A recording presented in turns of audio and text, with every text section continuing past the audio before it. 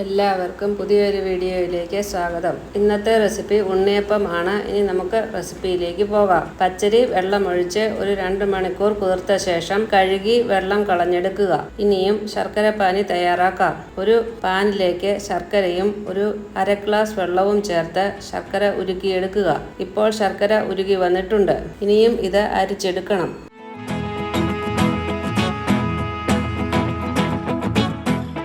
അതിനുശേഷം വെള്ളം കളഞ്ഞെടുത്ത പച്ചരി മിക്സിയുടെ ജാറിലിട്ട് തണുത്ത ശേഷം അരിച്ചെടുത്ത ശർക്കരപ്പാനിയും ഏലക്കായും പാളയംകോടൻ പഴവും ചേർത്ത് അരച്ചെടുക്കുക.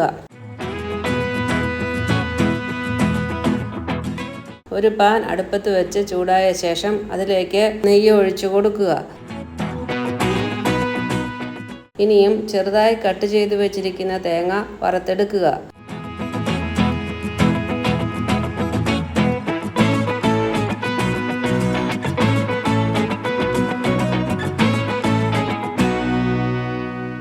ഇനിയും ഇതുപോലെ എള്ളും വറുത്തെടുക്കുക.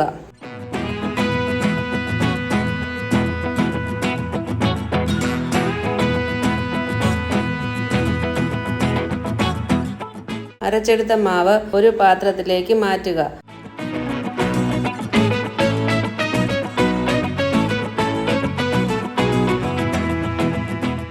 അതിനുശേഷം വറുത്തെടുത്ത തേങ്ങായും എള്ളും ഉപ്പും ചേർത്ത് നല്ലതുപോലെ മിക്സ് ചെയ്ത് ഒരു 4 മണിക്കൂർ അടച്ചു വയ്ക്കുക.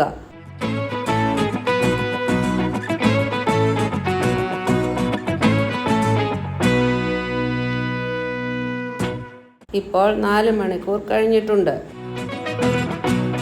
ഉണ്ണിയപ്പച്ചട്ടി ചൂടായ ശേഷം അതിലേക്ക് എണ്ണയൊഴിച്ച് ചൂടാക്കുക. ഇനിയും ഒരു സ്പൂണിൽ മാവ് കോരിയൊഴിച്ച് കൊടുക്കുക.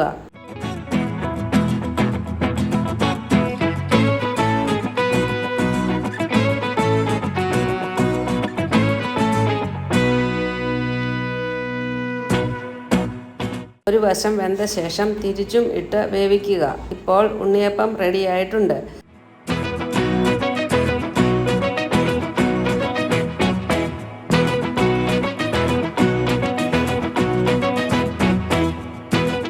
എല്ലാവർക്കും ഈ റെസിപ്പി ഇഷ്ടമായെന്ന് വിശ്വസിക്കുന്നു.